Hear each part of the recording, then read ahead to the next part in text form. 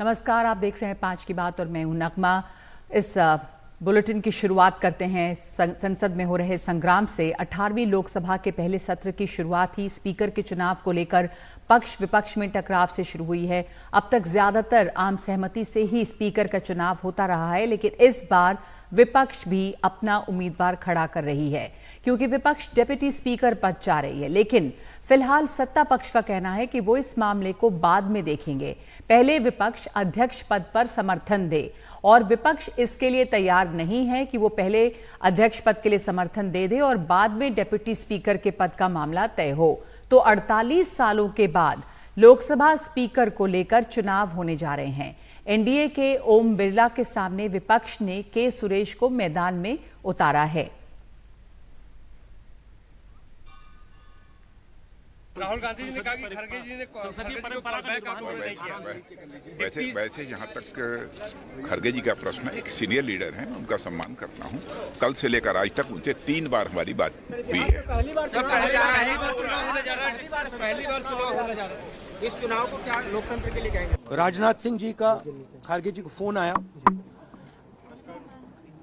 राजनाथ सिंह जी ने खड़गे जी से कहा, देखिए आप हमारे स्पीकर को सपोर्ट कीजिए। ऑपोजिशन, पूरी ऑपोजिशन ने कहा है, हमने सबके सबसे बात की है, पूरे ऑपोजिशन ने कहा है कि हम स्पीकर को सपोर्ट करेंगे, मगर कन्वेंशन ये है कि डेप्यूटी स्पीकर ऑपोजिशन को मिलना चाहिए।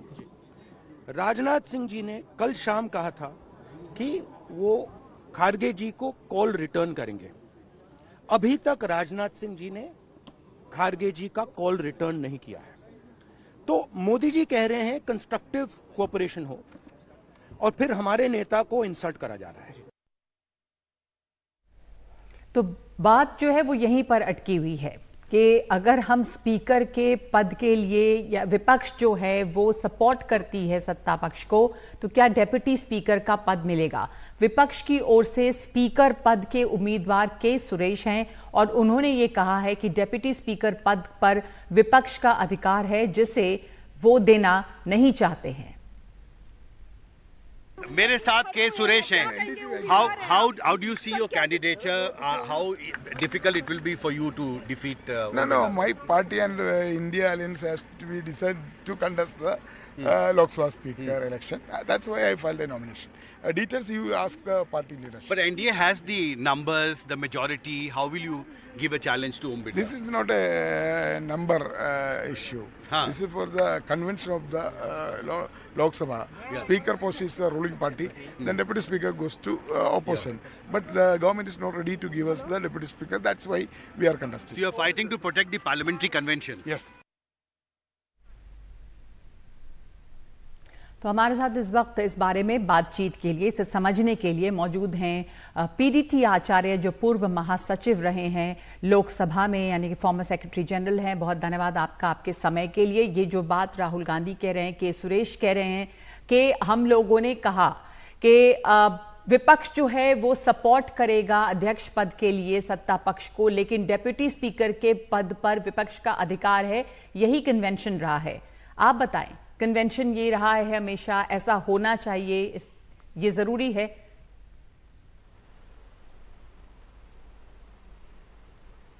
देखिए, कन्वेंशन हमेशा रहा है कि डिप्टी स्पीकर का जो पोस्ट है वो प्रतिपक्ष को देते हैं, और हमेशा यही कन्वेंशन रहा है, क्योंकि स्पीकर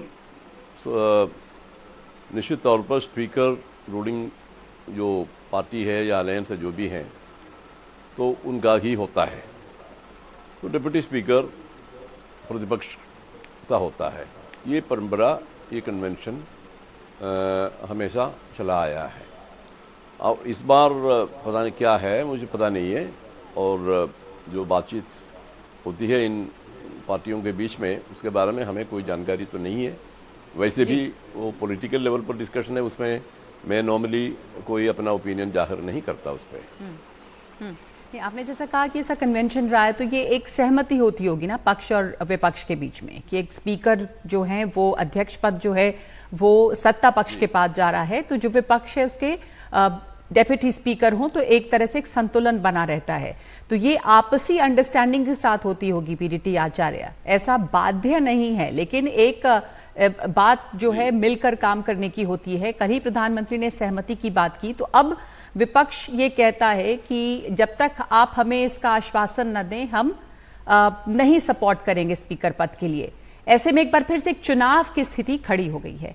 तो ये पहली बार नहीं है, लेकिन एक लंबे समय के बाद ऐसा हो रहा है। आपको तो याद होगा कि पहले 2 बार ऐसा हुआ है, चुनाव हुए हैं स्पीकर पद के लिए। नो, 2 नहीं 3 बार या 3 से भी ज़्यादा बार हुआ है। प्रतिपक्ष की तरफ से कैंडिडेट्स खड़ा किया है। एक तो शायद 91 में है, 76 में है, 91 में है, 98 में भी है, जहाँ तक मेरी जानकारी है। तो ये तो ये तो प्रैक्टिस चला है, तो उसमें ऐसी कोई नेचुरल या स्वाभाविक कोई ऐसी चीज़ नहीं है। डेमोक्रेसी है, वहाँ पर कंटेस्ट होता है, तो उसमें कोई ऐसा प्रॉब्लम नहीं है। लेकिन पार्लियामेंट के कॉन्टेक्स्ट में अगर आप इसको देखेंगे, नॉर्मली क्यों ये कन्वेंशन क्यों चला है इस तरह से, क्योंकि स्पीकर जो है, स्पीकर सारे हाउस का है, सारे हाउस का कस्टोडियन, राइट्स एंड मेंबर्स के जो राइट्स के कस्टोडियन है, और सारे हाउस के जो डिग्निटी है उसका प्रतिरूप है, उसका सिंबल है। तो इसलिए स्पीकर के बारे में, स्पीकर के पद के लिए कोई कंटेस्ट नहीं होना चाहिए। ये एक अनरिटन अंडरस्टैंडिंग है रूलिंग पार्टी और प्रतिपक्ष के बीच में। इसलिए वो कंसेंसस के लिए कोशिश किया जाता है हमेशा, और कंसेंसस नहीं हो सकता है तो फिर नेचुरली वो तो प्रतिपक्ष अपना कैंडिडेट पुटअप करेगा ही। वो हुआ है, 2-3 बार हुआ है मेरी जानकारी में, तो उसमें भी कोई स्वाभाविक बात तो है नहीं, डेमोक्रेसी में तो ये चलता है। तो ये हाँ, इस बार उसका मुझे डायरेक्टली कोई जानकारी नहीं है, लेकिन जी यहाँ 52 में ये हुआ, जीवी मावलंकर और जो मैं पार्लियामेंट में था। बोलिए। हाँ, देखिए, जब ये तीनों बार जब हुआ है, वो तो मैं पार्लियामेंट में था वहाँ पर, तो मुझे मालूम है तीनों बार हुआ है। 76 में हुआ है, 91 में हुआ है, 98 में हुआ है, कंटेस्ट हुआ है। तो कंटेस्ट का मतलब है उस वक्त वो कंसेंसस हो नहीं पाया है। तो कंसेंसस सबसे अच्छी बात है। वो एम वही होना चाहिए, कंसेंसस हो, ताकि स्पीकर के चुनने की जो प्रक्रिया में वो डिविजन नहीं होना चाहिए, सब एक मत से स्पीकर को चुने। ये एक अच्छी परंपरा है। बिल्कुल, आपने कहा कंसेंसस सबसे बड़ी बात है, यानी कि एक आम सहमति से होना चाहिए। पहले कई बार भी चुनाव हुए हैं। एक तो 1952 में पहली बार चुनाव हुआ, जीवी मावलंकर और शंकर शांताराम मोरे के बीच चुनाव हुआ। आपने 76 की बात की, उसके बाद भी आप बता रहे हैं 91 में भी हुआ। अभी फिर ये स्थिति है। जहां तक डेप्यूटी स्पीकर की बात है, उस पर भी हमने चर्चा की कि एक ये कन्वेंशन, फिर एक आपसी समझौता ये रहा है कि स्पीकर सत्ता पक्ष का होगा तो डेप्यूटी स्पीकर विपक्ष का होगा। तो ऐसा भी हुआ है पहले भी कि स्पीकर, डेप्यूटी स्पीकर जो है वो दोनों सत्ता पक्ष के ही हों। अभी जैसे ऐसा लग रहा है विपक्ष को कि सत्ता पक्ष डेप्यूटी स्पीकर पक्ष भी देने को तैयार नहीं है। नहीं, मेरी जानकारी में तो नहीं है, क्योंकि डेप्यूटी स्पीकर का जो पोस्ट है हमेशा प्रतिपक्ष के साथ पास रहा है। तो कभी कभी ऐसा होता है कि प्रतिपक्ष में भी ऐसी पार्टियां होती है जो रूलिंग पार्टी के थोड़ा नज़दीक रहता है, कभी कभी उनको भी दिया है, मेन जो अपोजिशन पार्टी उसको छोड़ करके दिया है, लेकिन दिया अपोजिशन को ही ये हुआ है। ज़्यादातर ऑपोजिशन को ही गया है, यही हुआ। अब यहाँ पर अब जो स्थिति बनी है वो एक बार फिर से स्पीकर के पद के लिए चुनाव होंगे। के सुरेश हैं यहाँ पर इंडिया ब्लॉक की तरफ से, यानी कि विपक्ष जो है, और दूसरी तरफ में ओम बिरला है। एक तरह से कंटिन्यूटी चाह रही है एनडीए। ओम बिरला ये लगातार दूसरी बार जो है वो स्पीकर के पद के लिए चुनाव लड़ रहे हैं। एक ऐसी स्थिति में 18वीं लोकसभा की शुरुआत हुई है। पीडीटी आचार्य, ये शुरू से ही एक गतिरोध की स्थिति खड़ी हो गई है। कोई एक आम सहमति से बात आगे बढ़े, लेकिन शुरुआत ही इससे शुरू हुई है, तो आपको इस पर आपकी टिप्पणी। खैर यो देखिए कंसेंसस इस मामले में हो जाए, लेकिन आगे किसी भी मामले में कंसेंसस ना हो, ये भी तो हो सकता है। तो कंसेंसस इशू बेस्ड होता है। कंसेंसस हर चीज़ में कंसेंसस होता ही नहीं है, क्योंकि सत्ता पक्ष का अपना प्रोग्राम है, प्रतिपक्ष का अपना स्ट्रैटेजी है, वो तो चलता है। ये तो है, उसमें कोई अस्वाभाविक बात तो है नहीं, डेमोक्रेसी है, उसमें तो ये चलता रहता है। जी जी बिल्कुल। तो एक मजबूत विपक्ष है इस दफ़ा, और अभी शुरुआत जो है वो स्पीकर के पद के चुनाव को लेकर ही एक गतिरोध से शुरुआत हो रही है, लेकिन ये ज़रूर है कि दोनों ही पक्ष के अपने अपने उम्मीदवार हैं और उसके ऊपर इलेक्शन होगा स्पीकर के पद के लिए ही, और बहुत समय के बाद ऐसा हो रहा है। धन्यवाद आपका PDT आचार्य। आपने बताया कि कन्वेंशन ये रहा है कि सत्ता पक्ष का स्पीकर होता है और प्रतिपक्ष का डेप्यूटी स्पीकर होता है। बहुत शुक्रिया आपका हमारे साथ जुड़ने के लिए। इस वक्त एक ब्रेक लेंगे हम 5 की बात में, और आगे करेंगे लग्जरी वेडिंग्स, एक्सपेंसिव बहुत महंगी शादियों के बारे में। भारत में कैसे शिक्षा से ज़्यादा प्राथमिकता अभी भी शादियों को दी जा रही है, पैसों की बर्बादी क्यों।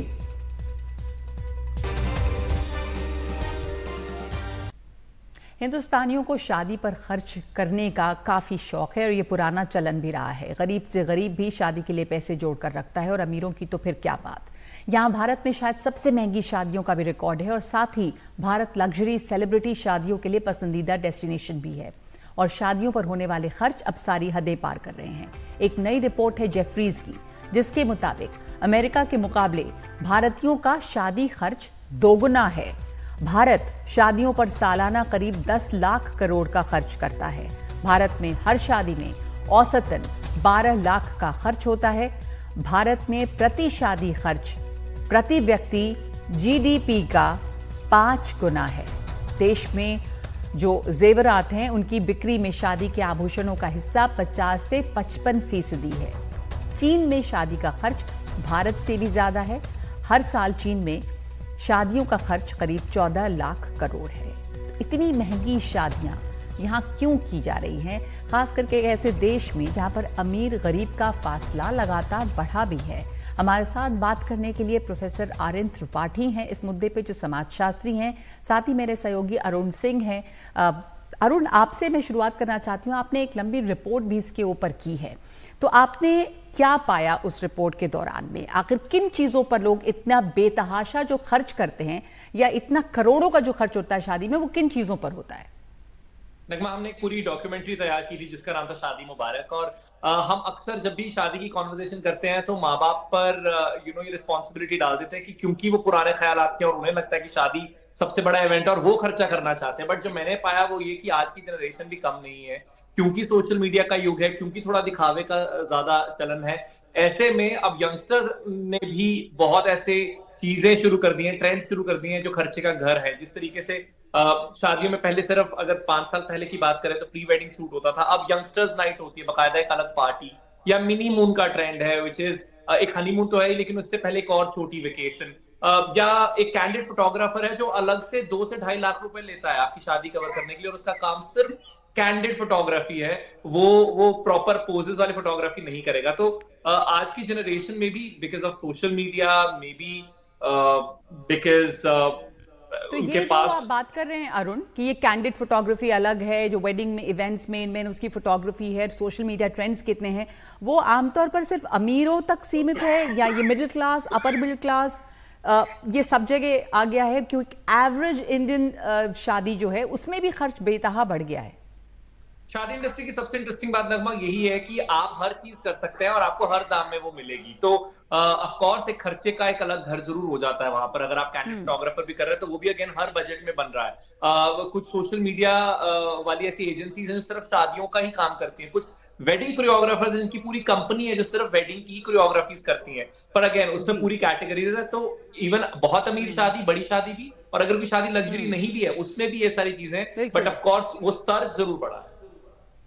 तो फोटोग्राफी एक बहुत बड़ा इसका पार्ट है, इसके अलावा तमाम डेकोरेशन है, सोशल मीडिया के कई तरह के ट्रेंड्स हैं। तो प्रोफेसर अरुण सिंह जी हमारे साथ मौजूद हैं, माफ़ कीजिएगा, हमारे साथ त्रिपाठी जी मौजूद हैं, प्रोफेसर आर्यन त्रिपाठी। आर्यन त्रिपाठी जी, ये जो है क्या एक एस्पिरेशनल ट्रेंड है? सोशल मीडिया पे लोग देखते हैं, सेलिब्रिटी वेडिंग देखते हैं, और इसलिए जो आम तौर पे औसत हैसियत वाले भी लोग हैं वो बेइंतहा खर्च कर रहे हैं, जैसे कि औसत 12 लाख का खर्च है शादियों पर भारत में। देखिए, ऐसा है, बहुत बहुत धन्यवाद आपको नगमा जी। हमारे देश की जो संस्कृति है वो हमारी सांस्कृतिक विचारधारा में वैभव को प्रतियोगितापूर्ण तरीके से देखा जाता है। इसमें एक कॉम्पिटिटिव भावना आ जाती है कि अगर फला की शादी में इतना हुआ तो मेरी शादी उससे बढ़कर की जाए। अब ये हमारे संस्कृत मूल्य पहले थे, लेकिन उस संस्कृत मूल्य में इस प्रतियोगिता ने, प्रतियोगिता परक समाज जो है वो दिखावा का जो समाज था, उसने अपने स्वयं आत्ममुग्ध होने के लिए और समाज में खर्च के माध्यम से अपने को प्रतिस्थापित करने के लिए ऐसी स्थिति आई है। दो प्रकार के इसमें और एक तथ्य आते हैं जो मनोवैज्ञानिक हैं, कि प्रत्येक व्यक्ति अपने जीवन में कुछ ऐसा सोचता है कि हम अविस्मरणीय कार्य करें, जिसकी जेहन में हमेशा याद बनी रहे, इसके लिए वह खर्च करता है। दूसरा सबसे बड़ा कारण है सामाजिक दबाव भी होता है। सामाजिक दबाव क्या है? उसका जिस सोसाइटी में वो रहता है, जो लोग भी उसके साथ रहते हैं, वह उसमें नंबर 1 बनने के लिए, मैंने फिर कहा, कॉम्पिटिशन की बात होती है। तो दोनों का आर्थिक पक्ष जो है, एक और पक्ष है, कन्या पक्ष यह सोचता है कि कहीं वर पक्ष हमसे आगे न निकल जाए, और वर पक्ष यह सोचता है कहीं कन्या पक्ष हमसे आगे न निकल जाए।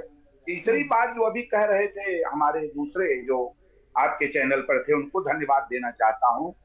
इवेंट मैनेजर ने बहुत ज्यादा क्रियाकलाप इसमें डेवलप कर, जिसका एक्सटेंशन हो गया है, नई नई विधाएं जोड़ दी गई हैं जो हमारी सामाजिक संरचना का विषय हो गई। तो ये मुख्य कारण आप ये समझिए कि पीढ़ी दर पीढ़ी हमारे यहाँ जो परंपरा है उसमें वैभव, व्यक्ति को वैभव प्रदर्शन की एक उसकी लालसा होती है समाज में अपने को स्थापित करने के लिए, इसी कारण वो बढ़ता चला जाता है। बिल्कुल, आपने सही कहा कि वैभव प्रदर्शन की जो लालसा है वो बढ़ती चली गई और आज के दौर में और बढ़ रही है, जब दौर ज़्यादातर दिखावे का है, जब आपको हर तस्वीर और हर चीज़, अपनी ज़िंदगी का पहलू सोशल मीडिया पे अक्सर डालना होता है। तो ये ट्रेंड, जैसे इवेंट मैनेजमेंट, शादी को मैनेज करना, शादी की फोटोग्राफी, ये सब चीज़ें उस खर्च में जोड़ रही हैं और एक प्रतिस्पर्धा लगातार है कि अपनी ज़िंदगी को और शानदार दिखाने की। धन्यवाद आपका प्रोफेसर त्रिपाठी और धन्यवाद आपका अरुण हमारे साथ जुड़ने के लिए। तो भारत में इस प्रतिस्पर्धा में लोग बेइंतहा खर्च कर रहे हैं शादियों पर, औसत खर्च जो है वो भी 12 लाख का है। हेलो मोटोरोला, भारत का सबसे अच्छा 5G स्मार्टफोन ब्रांड।